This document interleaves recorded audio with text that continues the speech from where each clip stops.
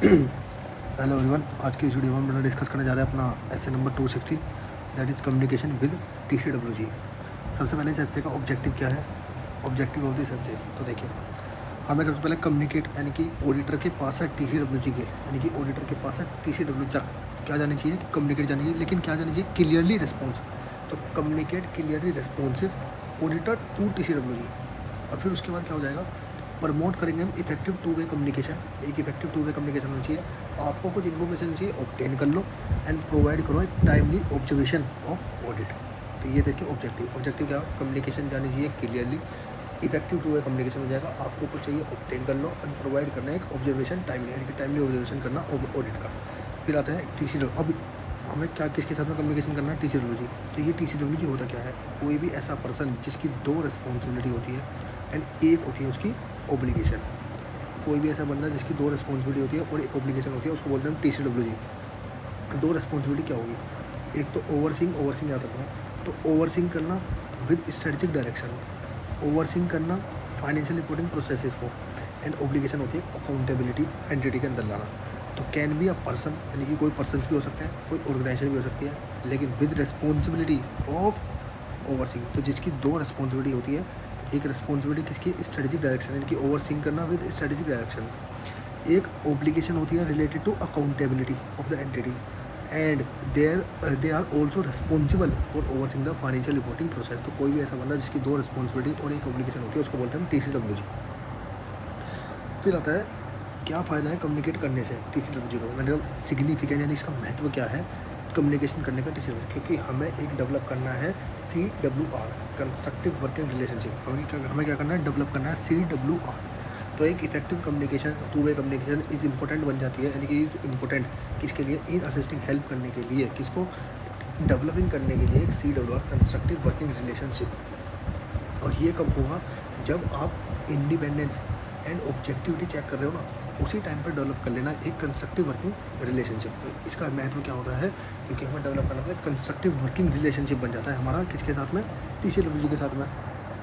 फिर आता है TCWG असिस्ट करता है ऑडिटर को, किस चीज़ में करता है? UAI, understand the entity and it's environment का करने के लिए। ए हिसाब समझो, अप्रोप्रिएट, कोई अप्रोप्रिएट सोर्स क्या रहेगी ऑडिट एविडेंसेस के लिए? ऐसा आएगा इसमें इन्फॉर्मेशन रिलेटेड टू कोई भी स्पेसिफिक ट्रांजेक्शन हुई हो या फिर किसी इवेंट से। तो UAI, TCWG असिस्ट करता है ऑडिटर को UAI में अंडरस्टैंड करनी हो एंटिटी को, उसके लिए हेल्प कर देगा। कोई भी अप्रोप्रिएट सोर्स ऑफ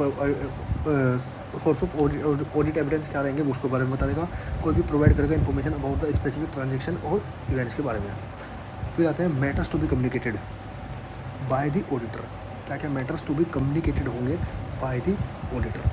तो सबसे पहले तो आप इसमें क्या करो, ऑडिटर की रिस्पॉन्सिबिलिटी लिखो। क्या? ऑडिटर की responsibility in relation to financial statement. सबसे पहले क्या आएगा? ऑडिटर इज़ रिस्पॉन्सिबल किसके लिए? Form and expense. तो ये SS 700 के हिसाब से लिखा हुआ है पूरा। ये तो दो ही रिस्पॉन्सिबिलिटी होती है, एक तो 200 में ऑब्टेन रीजनेबल एश्योरेंस और गिव रिपोर्ट, वो तो होता है SS 200 के अंदर। SS 700 के अंदर क्या रिस्पॉन्सिबिलिटी होती है? असल में तो रिस्पॉन्सिबिलिटी यही होती है, to form an opinion and express an opinion in writing. अगर पूरी बात करूँ SS 700 की, तो इन राइटिंग हो जाता है। But this will not relieve management and TCWG of their responsibility regarding the financial statement. Simple सी बात है। अब जनरली ऑडिटर्स की रिस्पॉन्सिबिलिटी आर इंक्लूडेड किस में होती है? In engagement letter. तो अब सबसे पहले क्या बताओगे? Matters to be communicated by the auditor. सबसे पहले ऑडिटर की रिस्पॉन्सिबिलिटी बता दो, फिर ये बता दो कहाँ लिखी रहती है? एंगेजमेंट लेटर के अंदर। फिर आता है इसका सबसे important question, PST of audit.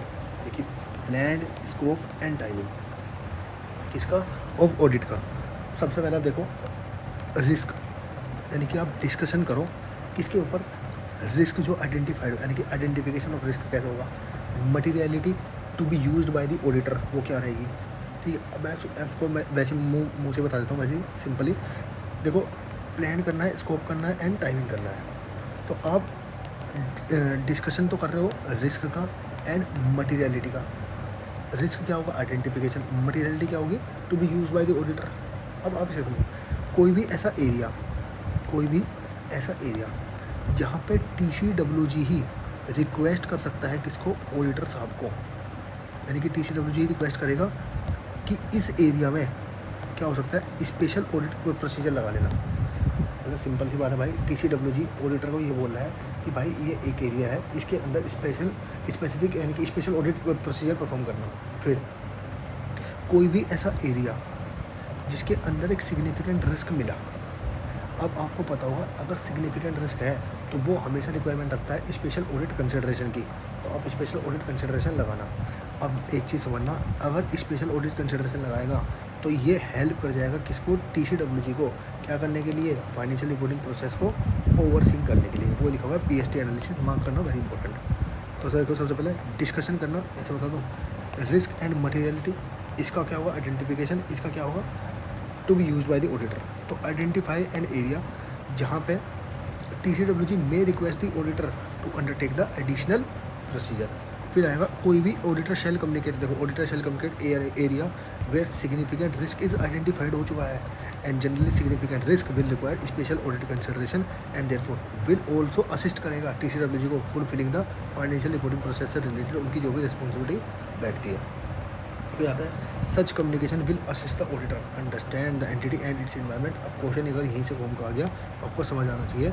अगर वो पूछा कि ऑडिटर को अंडरस्टैंड लेनी है, understand the entity and its environment, उसकी अंडरस्टैंडिंग लेनी है, तो कौन कौन से सच कम्युनिकेशन विल असिस्ट, कौन कौन से कम्युनिकेशन है जो ऑडिटर को असिस्ट कर सकते हैं। तो सच कम्युनिकेशन विल असिस्ट करेंगे ऑडिटर को ही, ध्यान रखना, असिस्ट करेंगे ऑडिटर को, understand the entity and its environment, सब कुछ पता लग जाएगा इसके बारे में। फिर आता है वाइल कम्युनिकेशन, तो आपको कॉम्प्रोमाइज़ नहीं होनी चाहिए आपकी effectiveness of audit. Communication it does not change the auditor की सोल रिस्पॉन्सिबिलिटी ऑडिटर की रहती है, ये तो आपको पता ही है। फिर आता है significant finding from the audit, significant findings from the audit. Auditor सबसे पहले आपको पॉइंट ऑफ व्यू बताना पड़ेगा आपको ऑडिटर का, क्योंकि आपको सिग्निफिकेंट फाइंडिंग्स है वो कम्युनिकेट करनी है किसके, अपने TCWG को।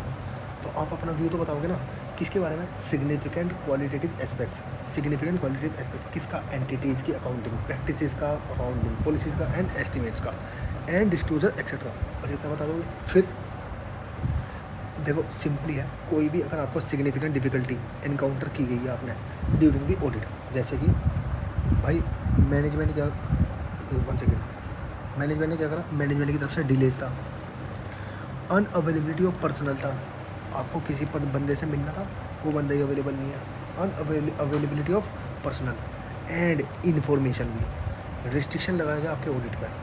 तो सिंपल सी बात है, आपको बस एक बोलते हैं ना जनरल टर्म्स की बातें लिखनी है। भाई मेरे को सिग्निफिकेंट फाइंडिंग्स मिली, यानी कि कोई सिग्निफिकेंट डिफिकल्टी हुई है जो मैंने इनकाउंटर करी हुई है, वो पूछेगा कैसे क्या क्या इनकाउंटर करी है, मैनेजमेंट ने डिले करा, मुझको अवेलेबिलिटी हुई इन्फॉर्मेशन की, अवेलेबिलिटी हुई किसकी, पर्सनल की, रिस्ट्रिक्शन लगाया गया मेरे ऑडिट पे। फिर कोई भी सिग्निफिकेंट मैटर जो आइडेंटिफाइड हुआ, बस इतना रखना, कोई भी सिग्निफिकेंट मैटर जो आइडेंटिफाइड हुआ लेकिन दोज दैट वर डिस्कस्ड, यानी कि वो डिस्कस्ड हो चुका था या फिर subject to the correspondence with management था, should also be communicated to the TCWG। इसके एग्जाम्पल क्या बनेंगे, कोई भी सिग्निफिकेंट इवेंट या फिर आपका कंसर्न आ जाएगा बीच में, सिग्निफिकेंट इवेंट या फिर कोई भी कंसर्न मैनेजमेंट के कंसल्टेंट एंड अदर अकाउंटेंट के बीच में, आपका कंसर्न आ गया बीच में इसका मैनेजमेंट के कंसल्टेंट में विद अदर के साथ में, सिग्निफिकेंट कोई भी इवेंट या फिर कोई ट्रांजेक्शन जो अकर्ड हुई है ड्यूरिंग दी ईयर में, ये बन जाएगा आपका। तो देखो कितना आसान है, सिग्निफिकेंट फाइंडिंग्स है, आपको जो भी मिलेगा वो आपको कम्युनिकेट करनी है। सबसे पहले POV बताएंगे ऑडिटर का आपका, किसके रिगार्डिंग में, अबाउट सिग्निफिकेंट क्वालिटेटिव एस्पेक्ट्स किसका, ऑफ अकाउंटिंग प्रैक्टिसेस का, एंटिटी की अकाउंटिंग प्रैक्टिसेस का, एंटिटीज़ की अकाउंटिंग प्रैक्टिसेस, पॉलिसीज़, एस्टिमेट्स और डिस्क्लोजर के बारे में। फिर कोई भी सिग्निफिकेंट अगर आपने डिफिकल्टी एनकाउंटर की गई, मैनेजमेंट डिले कर दिया, अवेलेबिलिटी हुई इन्फॉर्मेशन की, अनअवेलेबिलिटी हुई पर्सनल की, ये सब बता दोगे। फिर significant findings identified during the year that were discussed या फिर subject to the correspondence with management था, और अब बता दो कि उसके एग्जांपल सिग्निफिकेंट इवेंट या फिर मैनेजमेंट कंसल्टेंट या फिर एक होता है कंसर्न आ जाए management consultant with other accountant auditing matter से रिलेटेड। अब आते हैं जी ये, इसको हम के लिए मार्क करना, कोई भी WR अगर मैनेजमेंट से रिक्वेस्टेड की गई थी किसके द्वारा, ऑडिटर के द्वारा, तो वो भी कम्युनिकेट करता हो। WR requested by the auditor from the management should also be communicated to the TCWG। अब ये तो इतने कुछ खाते हैं, circumstances that affect the form content of auditors की रिपोर्ट, कोई भी ऐसे सर्कमस्टांसेस जो अफेक्ट कर जाएंगे form and content of auditors की रिपोर्ट का, एनी अदर सिग्निफिकेंट मैटर। तो ये थे इसके significant findings from the audit. ये नोट 4 ये वही है, हाँ ये जो मैंने ऊपर लिख रखे हैं, नोट 1 है, ये नोट 2 है, ये सब वही है। अब इसको वहाँ करना इम्पोर्टेंट है। क्या है? कोई भी मैटर था जिसके बीच में आपके बीच में डिसएग्रीमेंट था, एक्सेप्ट, मतलब कोई भी ऐसा मैटर जिसके बीच में डिसएग्रीमेंट था वो भी कम्युनिकेट होगा, बिल्कुल होगा। लेकिन अगर कोई मैटर इनिशियली तो आपका डिफरेंस था, आपके ओपिनियन में इनिशियली तो डिफरेंस था, बिकॉज ऑफ किसकी वजह से, इनकम्प्लीट इन्फॉर्मेशन या फिर फैक्ट्स, इन्फॉर्मेशन इनकम्प्लीट फैक्ट है, तो आप एक काम कर लो ना, अगर आपने बाद में इस इन्फॉर्मेशन को गैदर कर लिया और फैक्ट को इसके बारे में मतलब जिस चीज़ का लैक था ना वो आपने ऑब्टेन कर लिया, तो आप काहे बात का, तो उसको कम्युनिकेट मत करना। देखो, except for initial difference of opinion because of incomplete facts और preliminary information that are later resolve हो चुके हैं by auditor obtaining additional relevant facts, और तो इसको छोड़ देना, बाकी उसको कम्युनिकेट कर देना अगर कोई भी सिग्निफिकेंट मैटर मिलता है। उसके बाद आते हैं ऑडिटर्स की इंडिपेंडेंस कम्युनिकेट, तो ये इसको मार्क करना है इंपॉर्टेंट।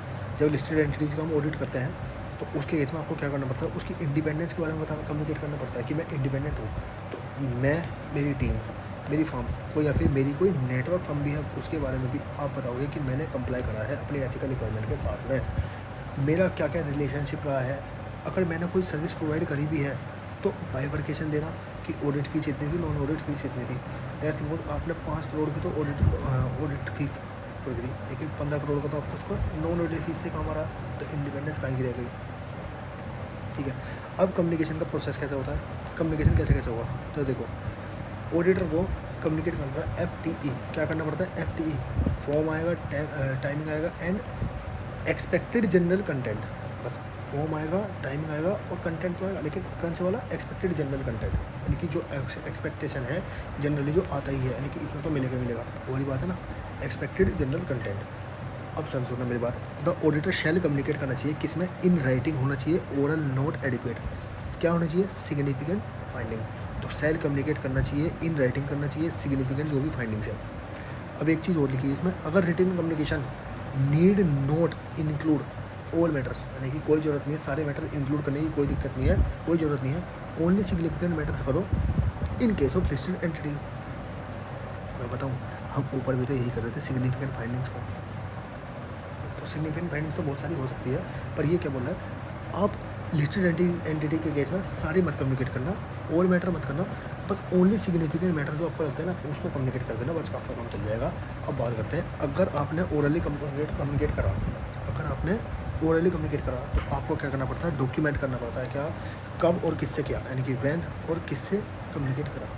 लेकिन अगर इन राइटिंग किया था तो आप रिटेन कर लेना एक कॉपी बस, तो ओरली में थोड़ा सा काम बढ़ जाएगा, भाई किससे और कब किया था, वैन और होम देवर कम्युनिकेटेड, राइटिंग में रिटेन कर लेना कॉपी। ये था आपका essay नंबर 260।